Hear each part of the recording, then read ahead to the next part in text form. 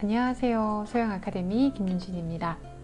앞으로 반반TV라는 이름으로 찾아뵐게요. 반영구의 반하다. 여러분들 기억해주세요.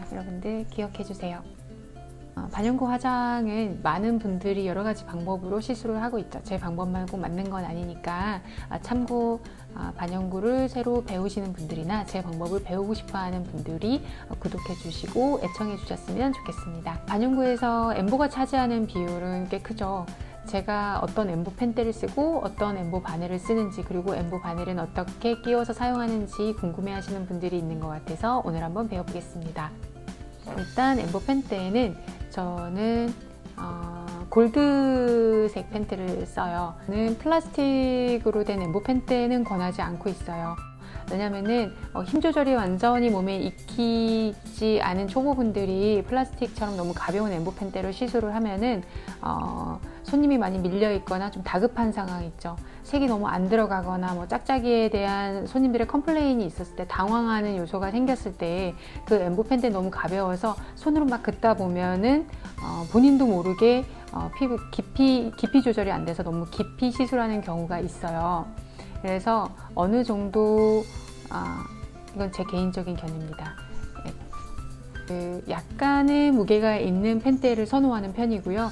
그리고 여기에 굴곡이 있거나 너무 뚱뚱한 엠보 펜대는 좋아하지 않아요.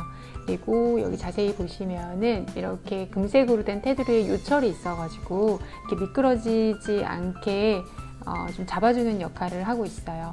그래서 제가 쓰는 엠보 펜대는 이걸 많이 사용하고 있고요. 또 이게 많이 사용하다 보면은 이 앞쪽이 헐거워지는 경우가 있기 때문에 여러 개를 사서 좀 두고 쓰는 편이에요. 그리고 이 골드색이 많이 사용을 하면은 약간 은색으로 조금씩 벗겨지면서 좀 변해요.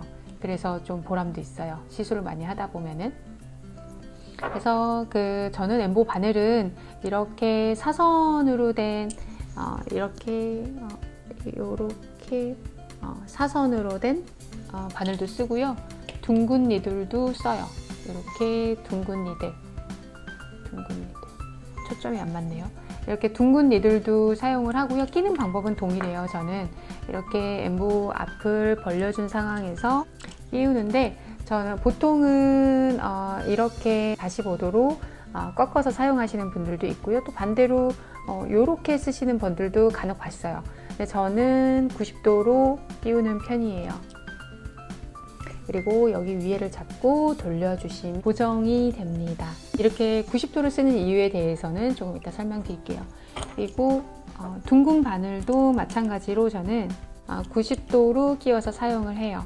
90도로 고정을 한 다음에 실제 사용할 때는 1cm 조금 안 되는 길이로 사용을 합니다. 이렇게 내리고 올린 상태에서 밑에를 고정해 주면은 이렇게 고정이 되죠. 저는 이 엠보 펜대의 많은 모든 면을 사용하려고 하지 않아요. 전체를 사용하지 않고 저는 앞쪽 바늘을 이용해서 사용을 하는 편이에요. 뒷바늘은 이 앞바늘을 지탱해 주는 역할의 정도로 생각을 하고요. 앞에 3분의 1 정도만 사용을 하고 있어요. 너무 눕힌 상태에서 사용을 했을 때 이게 완전히 사선이 아니거든요. 약간 라운드예요. 라운드인데 사람 피부에 90도로 이렇게 닿았을 때 실제적으로 앞부분이 살짝 뜹니다. 앞부분이 뜨는 거를 인지를 못하는 이유가 이렇게 위에서 시술을 하기 때문에, 위에서 시술을 하면 앞바늘이 피부에 닿는 것 같죠. 근데 이렇게 시작점을 보고 시작하는 시술자에 한해서 설명을 드리면은, 시작점을 정확히 보고 시작하기 위해서 놨지만 앞바늘이 살짝 들려 있어요. 이렇게 끼운 상태에서 피부가 닿았을 때 이렇게 들고 시술해서 앞에를 보고 시작하는 것과 앞바늘을 90도로 끼워서 피부의 시작점을 보고 시작하는 건 어차피 똑같아요. 약간 꺾어서 이렇게 시작하느냐, 90도로 놓고 이렇게 시작하느냐.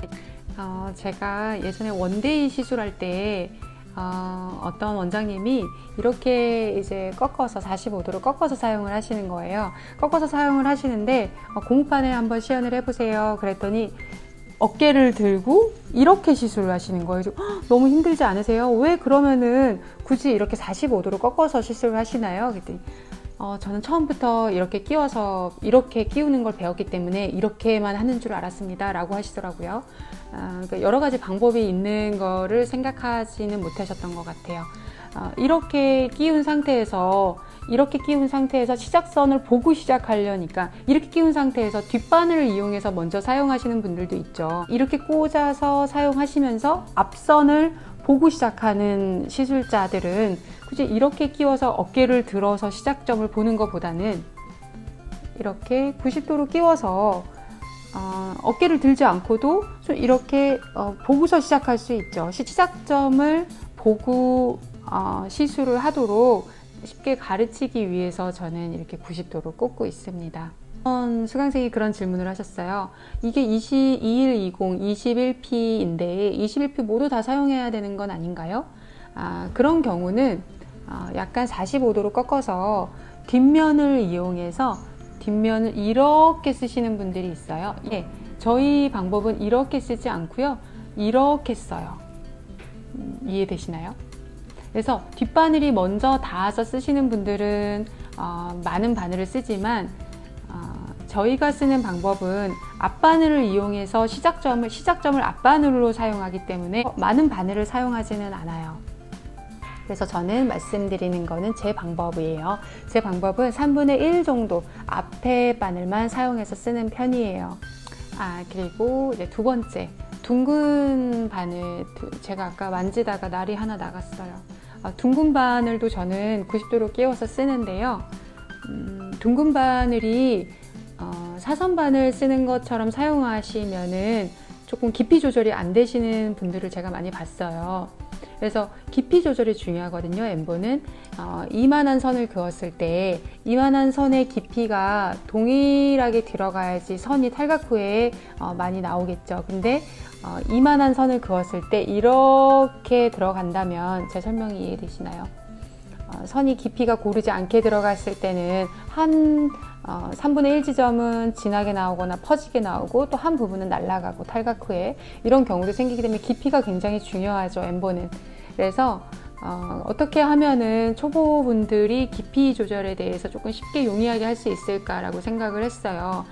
그래서 엠보 바늘을 제 방법입니다.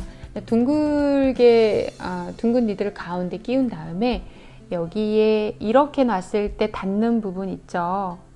닿는 부분을 이 엠보 바늘의 둥근 거의 전체 면적을 따지면 3분의 1 정도 될 것 같아요. 반대 부분을 사용해서 엠보를 합니다. 최대한 깊이감을 동일하게 유지하기 위해서 저는 그렇게 사용을 해요. 나중에 시술도 보여드릴게요. 제가 엠보 펜대에 엠보 바늘을 끼우는 거에 대해서 알아봤는데요. 제 방법대로 꼭 하신다기보다는 지금 시술하시는 방법에서 깊이 조절이 좀 안 된다. 나는 좀 너무 깊이 들어가는 것 같다. 나는 바늘을 제대로 사용하지 못하는 것 같다. 이런 생각이 드는 분들은 이 방법도 한번 해보시면은 의외로 바늘을 이렇게 끼우니까 나랑 잘 맞네. 깊이 조절이 조금 잘 되는 것 같네. 이렇게 느끼실 수 있을 거예요. 시술을 잘 하고 계시는 분들은 굳이 바꾸지 않으셔도 됩니다. 오늘은 여기까지 설명을 드리고요. 다음 시간에는 이렇게 끼운 엠보 펜대에 엠보 바늘로 고무판에 선은 어떻게 긋고 어떤 방향으로 긋고 곡선은 어떻게 처리하는지에 대해서 설명을 드리겠습니다. 궁금하신 점은 댓글로 남겨주시고요. 도움이 되셨다면 공감 한번 눌러주세요. 감사합니다.